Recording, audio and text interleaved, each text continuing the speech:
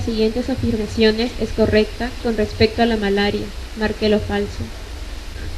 La hembra del mosquito anófeles es el vector. La hembra es la que pica, la hembra es la que chupa sangre. En cambio, el macho es vegetariano. Al comienzo de la infección, los esporozoitos ingresan a los hepatocitos. La salida de los merozoitos de los eritrocitos es la causa del paroxismo malárico. Los gametocitos se forman principalmente en el tracto gastrointestinal. Claro, no se forman ahí, sino que pasan al tracto gastrointestinal, donde se van a convertir en ¿qué? En esporozoitos, que luego se localizan en las glándulas salivales del zancudo. Muy bien, esa es la respuesta. En cuanto al diagnóstico serológico, tienen ahí la reacción en cadena de polimerasa. Se enfrenta contra la gota gruesa, el gold standard, gota gruesa versus PCR. ¿Cuál gana? Gana. Me parece que PCR está golpeando más. Gana PCR. Pero si PCR tiene mayor sensibilidad y mayor especificidad que la gota gruesa, ¿por qué no es el gold estándar? ¿Por qué? Porque es muy complejo. Este diagnóstico de malaria, ¿dónde hay que hacerlo? ¿En un hospital nivel 3, nivel 4? No. Hay que hacerlo en un nivel 1. Entonces, demasiado complejo para poder utilizar en los niveles iniciales de la atención de salud. ¿Cuál es la ventaja del PCR? Que, a diferencia de la gota gruesa, identifica cuál es la especie del plasmodium, lo cual no hace la gota gruesa. Pero es demasiado complejo. Si se enfrenta gota gruesa con este tipo de pruebas serológicas, inmunofluorescencia, Western blot y ELISA, ¿qué hay? Empate técnico de repente. Estas pruebas no van a detectar en sí al plasmodium. ¿Qué van a detectar? Van a detectar anticuerpos contra componentes antigénicos, o sea, contra el detritus, contra hematíes, contra linfocitos, etc. Va a detectar anticuerpos contra el producto, el resultado de la lucha, de lo que está ocasionando, el daño de lo que está ocasionando el plasmodium. Estas son las pruebas que son muy prometedoras y están de moda. Inmunocromatográficas. Tienen una buena sensibilidad y una buena especificidad y se pueden usar en nivel 1 de atención de salud. Nivel 1, nivel 1. ¿Qué va a detectar? Va a detectar la proteína rica en histidina 2 del falciparum y el lactato deshidrogenasa. ¿Cuáles son las pruebas que se están utilizando actualmente o que deberían utilizarse actualmente en los niveles primarios de salud? Las inmunocromatográficas, pero en realidad seguimos utilizando gota gruesa. No debería ser así. Hay preguntas también en relación a los signos de alarma, y no solamente de malaria, sino de todas estas enfermedades. ¿Cuándo se considera como signo? Antes hemos visto signo de alarma de dengue, ahora signo de alarma de malaria. Anemia severa. Cuando un paciente está en anemia severa, una hemoglobina menor de 7, e incluso podría estar por debajo de 5. Y cuando vemos a los pacientes, ahí cuando pasamos visita, pacientes que tienen anemia severa, son pacientes que están amarillos. A veces nos engaña y pensamos que están ictéricos, pero es una pseudoictericia. Por la gran disminución de la hemoglobina, hay una disminución de la oxihemoglobina y lo que está debajo de la piel trasunta. La hipodermis, el tejido celular subcutáneo, hace que la piel adquiere ese color amarillo.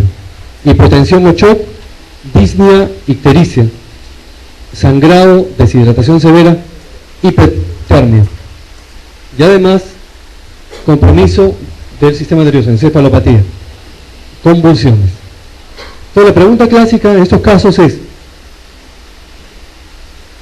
indique el signo de alarma más importante de malaria, y le dan todas esas alternativas. ¿Cuál indicaría? Esa es pregunta de residentado también. ¿Cuál indicaría? ¿Cuál? Claro, sistema nervioso central. Continuamos. También falta respuesta a tratamiento luego de 48 horas. Veamos las complicaciones. Malaria cerebral.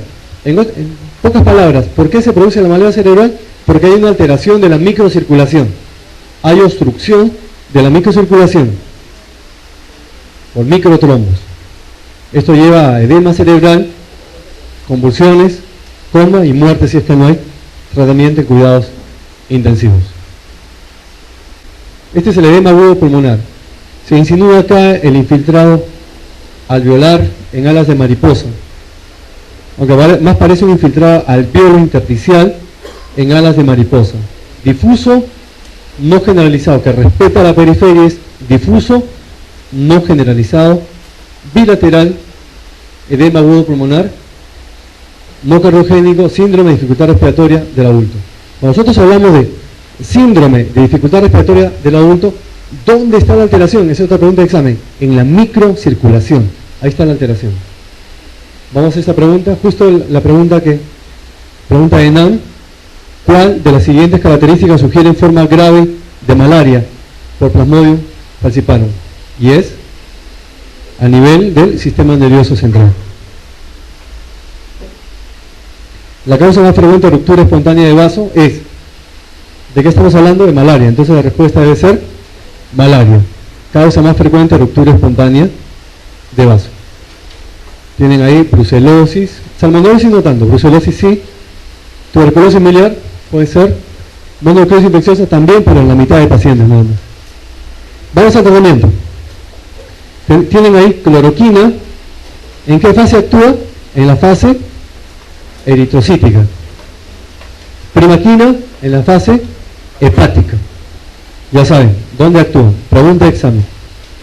Para el tratamiento con cloroquina, no preguntan dosis, simplemente por cultura médica hay que recordar la dosis, y para la práctica clínica, aunque no se suele ver casos de malaria, sino infectología.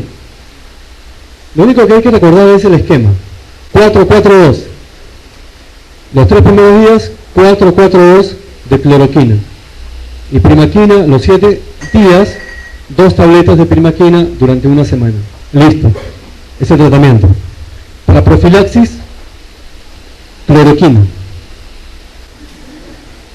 Falciparum resistente a cloroquina. Sulfadoxina, solamente recuerden los nombres, no las dosis. Sulfadoxina, pirimetamina, nada más. 3 tabletas, artesunato, 5 tabletas, 3 días. La profilaxis se hace con mefloquina, ya no con cloroquina, las zonas donde hay falciparum resistente a tratamiento con cloroquina.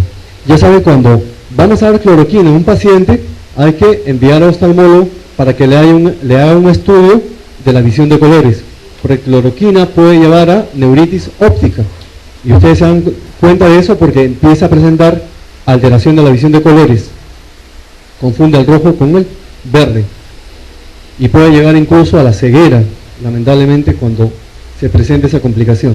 Avanzamos, ánimo, avanzamos con enfermedad de Chagas, tripanosomiasis americana. Tienen acá las formas del agente etiológico. Es muy parecido al de la Hispania, el Trypanosoma cruzi. Ese es el tripomastigote y este es el epimastigote, muy parecidos. ¿Cuál es la diferencia? La diferencia es que es más largo el epimastigote. La otra diferencia es que en el tripomastigote el nucleoplasto está en el extremo opuesto de donde sale el flagelo. Está en el lado opuesto, extremo opuesto. En cambio, en el epimastigote, el nucleoplasto está en el extremo donde emerge el flagelo. Esa es la diferencia entre tripomastigote y epimastigote. Y luego el gordito es el amastigote, que tiene el flagelo incorporado. ¿Cuál es la forma de infectante? Tripomastigote. ¿Cuál es la forma diagnóstica? Tripomastigote. Y el amastigote también. El amastigote lo van a encontrar en los tejidos. En cambio, el tripomastigote en la sangre. Diagnóstico sérico, y este diagnóstico en la biopsia. Es el agente etiológico. El vector es un insecto rastrero, el Triatoma infestans, conocido en nuestro medio, en la sierra, como chirimacha. Chirimacha significa borracho de frío. notan en altura, cuando llegan a altura este insecto, empieza a caminar en zigzag. De repente se altera su curva de disociación oxígeno-hemoglobina, por eso empieza a caminar en zigzag. Para la anécdota se ha encontrado también mecanismos de transmisión a través de transfusiones y también en el momento del parto. No, de madre a hijo, claro. Un poquito de historia. Chagas descubrió el primer agente etiológico y después la enfermedad. Chagas descubrió a este parásito, lo encontró, lo aisló en la sangre de un gato. Encontró este parásito. Como era muy parecido al Trypanosoma africano, le puso como nombre Trypanosoma, y en homenaje a su colega de parranda, doctor Cruz, le puso Trypanosoma cruzi. Pero Chagas había descubierto el agente etiológico de una enfermedad que no se conocía. Qué curioso. Descubrió el agente etiológico de una enfermedad desconocida. Eso no es lo que ocurre normalmente en la investigación médica. Primero tenemos la enfermedad y después vamos a descubrir al agente etiológico. Entonces Chagas hizo las cosas al revés. Y eso se conoce como el efecto Superman. Superman, para vestirse, hace las cosas al revés. Primero se pone el pantalón y encima la truza del calzoncillo. Eso es algo parecido a lo que hizo Chagas. Vamos ahora al ciclo biológico. ¿Cuál es el reservorio de ese parásito? El hombre. Esto parece los dibujitos del colegio, cuando era un hombre asexuado, pero para ustedes ya han visto ya hombres ya sexuados, ¿sí? Mujeres sexuadas también. Bueno, eso es haciendo historia de la humanidad, hombre asexuado. ¿Cuál es el otro reservorio de Chagas? El otro reservorio es el personaje más figuretti. ¿Cuál es el personaje más figuretti a nivel del país? Podría decir Melcocha, no es Melcocha. El personaje más figuretti es este. Como diría Laura Bozo, que pase el cuy. Y ahí está el cuy. Y ese pasito que hace a los Michael Jackson. ¿Ah? Recontra figuretti. Entonces acá tenemos el Tiriatoma, la chirimacha, tomando su sangrecita, para que se acuerden. Cuando pica a la persona infectada, ¿qué está aspirando? En el caso de, cuando vimos los manias, que eran amastidotis. En el caso de malaria, que eran micro y macrogametocitos. Acá para enfermedad de Chagas, ¿qué es? Tripomastigotes. Está aspirando tripomastigotes metacíclicos. Número 1. Después, este tripomastigote es el número 1. El insecto pica y ¿qué aspira? Tripomastigote. Luego ya en el intestino de este insecto se convierte el tripomastigote en epimastigote. Ahí está. Se convierte en epimastigote. Y después, cuando defeca, ¿qué está eliminando? Está eliminando tripomastigotes metacíclicos. Un detalle curioso es que cuando pica a la persona, defeca. Y las heces de este insecto producen prurito y se rasca y por ahí ingresa el tripomastigote. Y ahí se forma el llamado chagoma de inoculación. Y seguramente se preguntarán por qué cuando pica, defeca.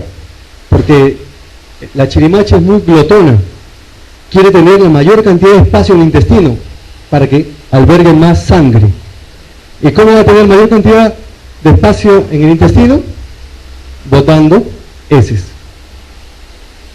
Listo, hasta ahí tenemos qué es lo que elimina con las heces el triatoma.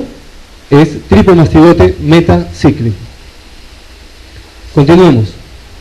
Como se rasca la persona, por ahí se hace una solución de continuidad y por ahí va a ingresar el tripomastigote metacíclico.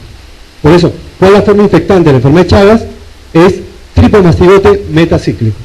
Entonces ingresa, pasa a la hipodermis, pasa al tejido celular subcutáneo. ¿Y qué ocurre?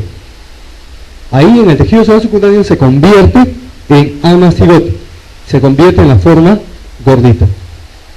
Esta zona donde se ha rascado y por donde ha ingresado tripomastigote se conoce como chagoma de inoculación. ¿Todos los pacientes van a tener chagoma? No, la mitad por lo menos, la otra mitad no tiene chagoma de inoculación. Continuamos. Ya tenemos que en el tejido celular subcutáneo hay amastigotes.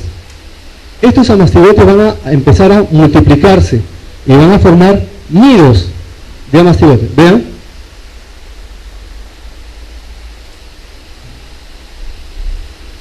¿Qué les pareció?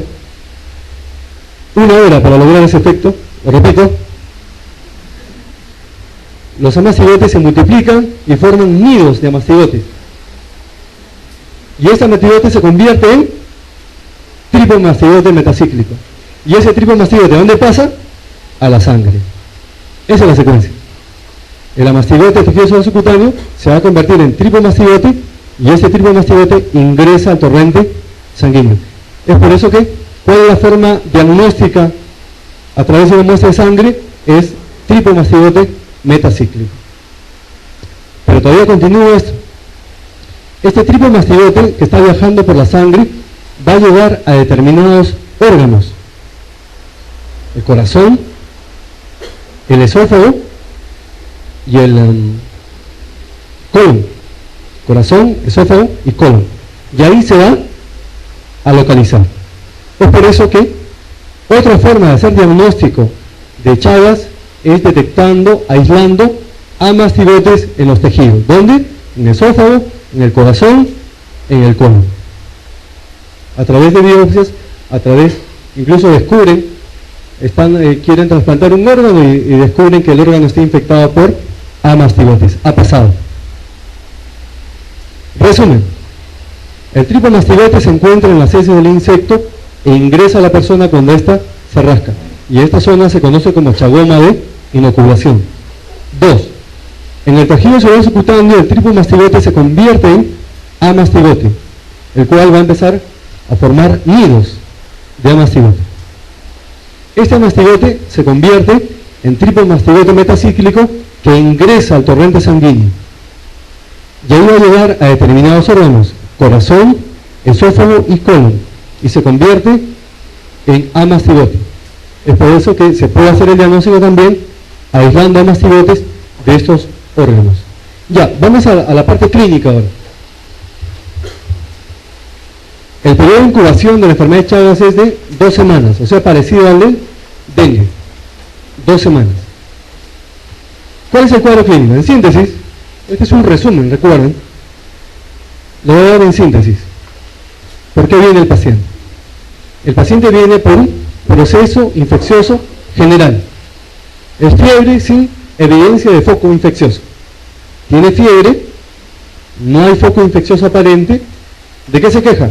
De mialgias, se queja de disnea también, y hay compromiso del res, hay hepatoesplenomegalia.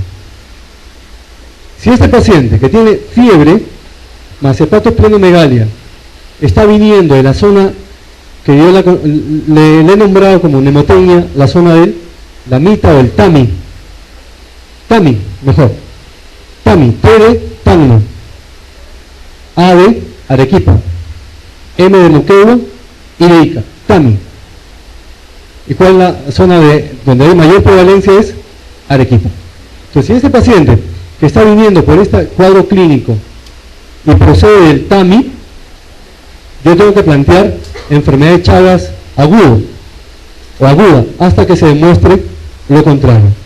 ¿Qué más tengo que buscar para acercarme más al diagnóstico? Tengo que buscar el chagoma de inoculación. En el caso de los niños, este insecto es madrugador, o sea, pica a la persona cuando está durmiendo, y la persona cuando está durmiendo tiene la cara expuesta. Pica sobre todo a los niños, y por acá le ha picado en el párpado y acá se ha inflamado la zona. Es un edema bipalpebral unilateral. En este caso es el chagoma de inoculación a nivel de los párpados. Y eso se conoce como el signo de Romaña. ¿Se da en todos los casos? No. La mitad, máximo la mitad de los pacientes. Entonces puede ser que no lo encontremos, pero hay que buscar adenomegalia regional.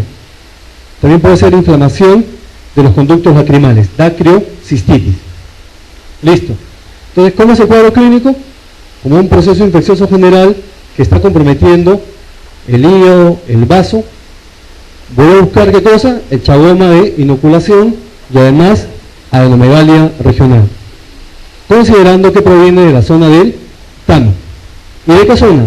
¿Urbana o rural? Zona rural. Están viendo las casitas de las zonas rurales. Techo de paja, paredes de adobe que tiene en las grietas de las paredes, ahí donde se esconde la chirimacha, y en la mañana sale, en las horas tempranas de la mañana sale a picar a las personas.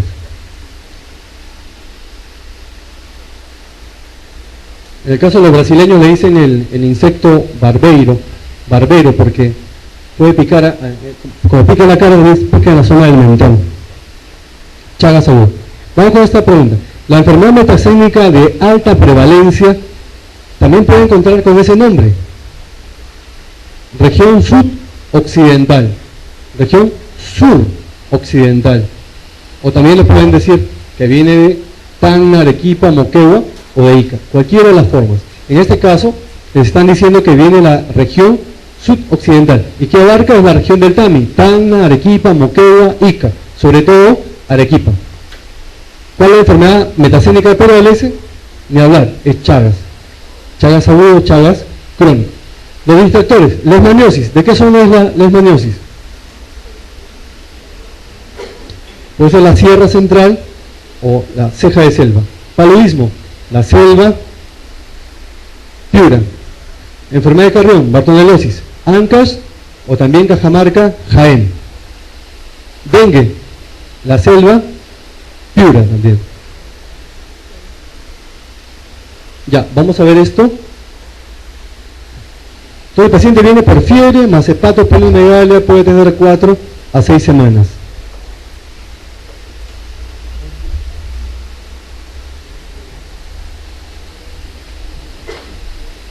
Ya, entonces puede venir por un proceso infeccioso general que compromete el res, puede venir por síntomas inespecíficos, como si tuviera un simple resfriado común, nada más, o puede venir por formas ya complicadas, con miocarditis en el 10%, se expresa como un bloqueo de rama derecha, un bloqueo de rama izquierda, o puede ser, pero esto ocurre en los pacientes inmunocomprometidos, meningoencefalitis o absceso cerebral. Acá la pregunta, tengo dos posibilidades, porque esa es pregunta de examen. ¿Cuál es la forma clínica más frecuente de Chagas agudo? ¿Fiebre más hepatoesplenomegalia o un cuadro clínico inespecífico? ¿Cuál marcarían? ¿Marcarían?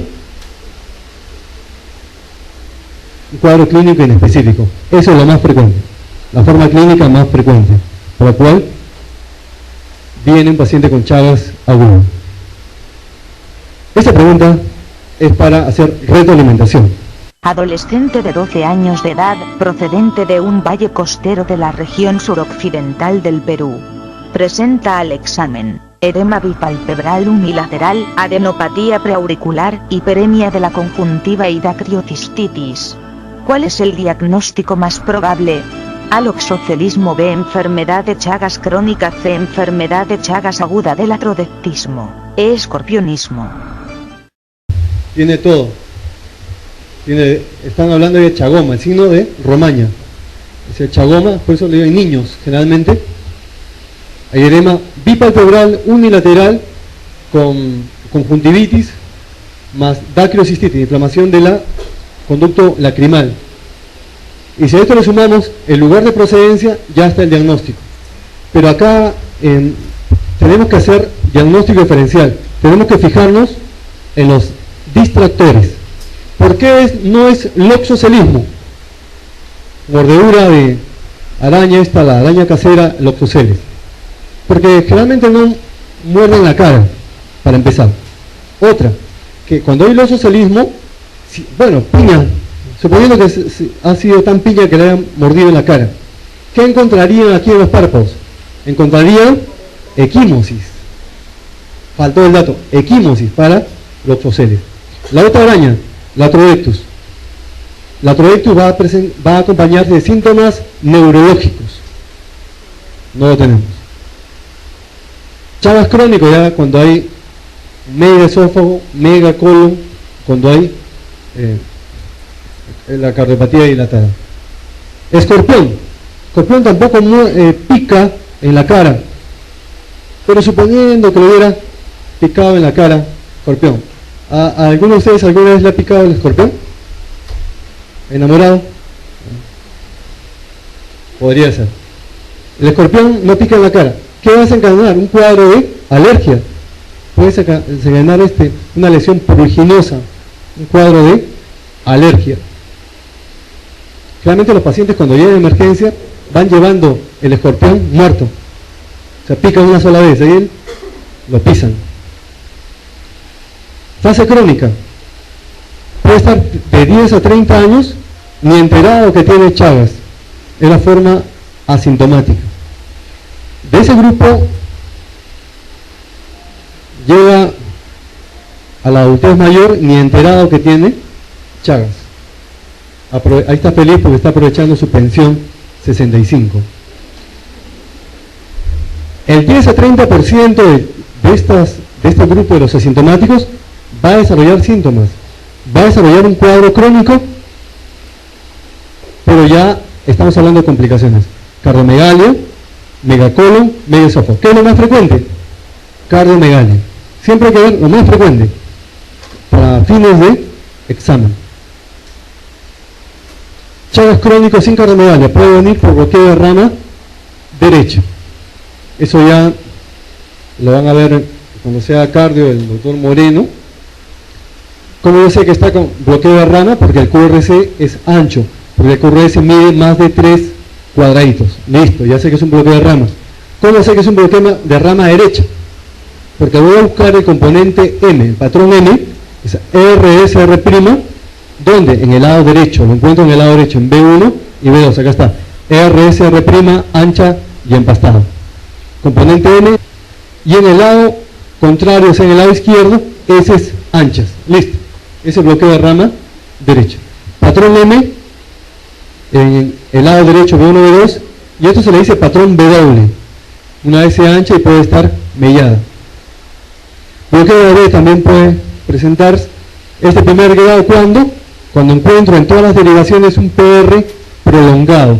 Ya saben que el PR mide máximo 5 cuadraditos, mide 0,20 segundos. Cuando está más de 5 cuadraditos es un bloqueo de primer grado. Podría ser de segundo grado también.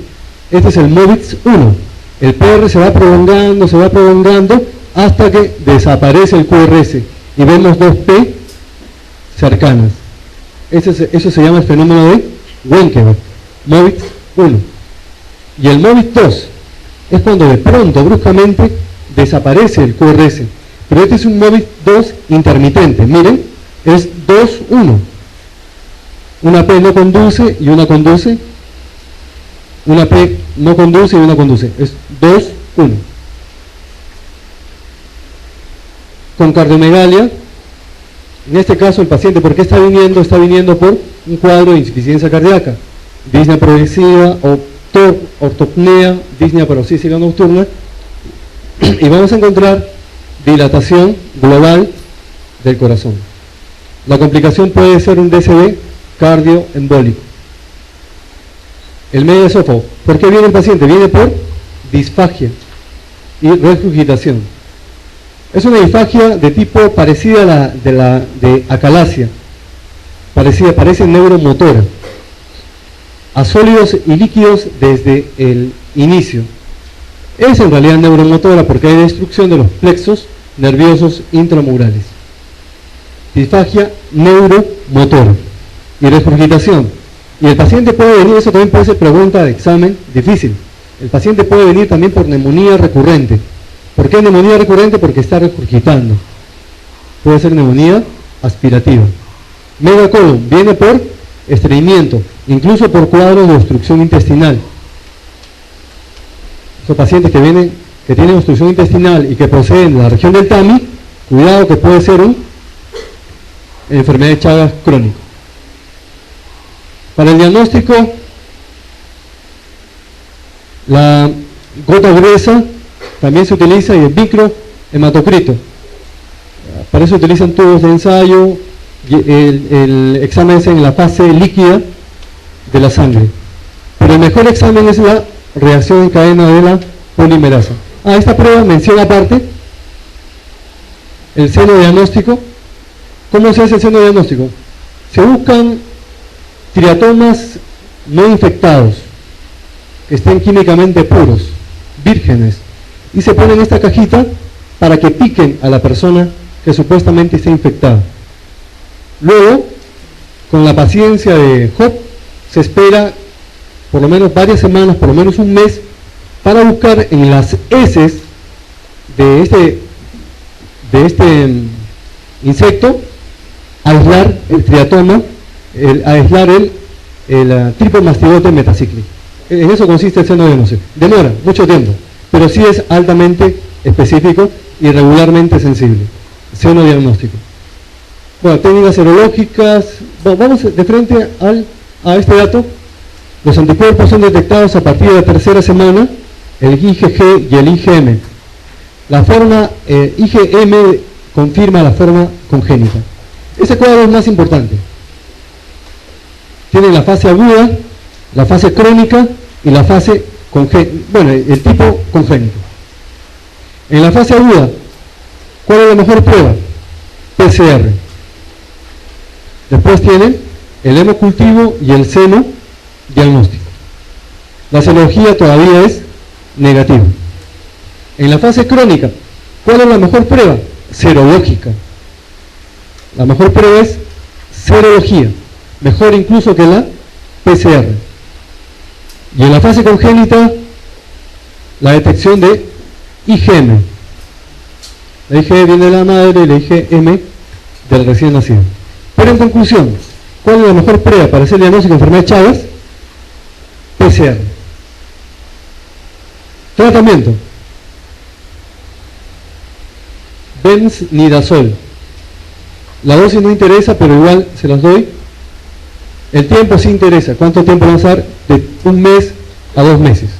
Hay que tener cuidado con la neutropenia, hay que tener cuidado con el daño hepatocelular. Cuando la serología se hace negativa, recién indica que ya el paciente está curado.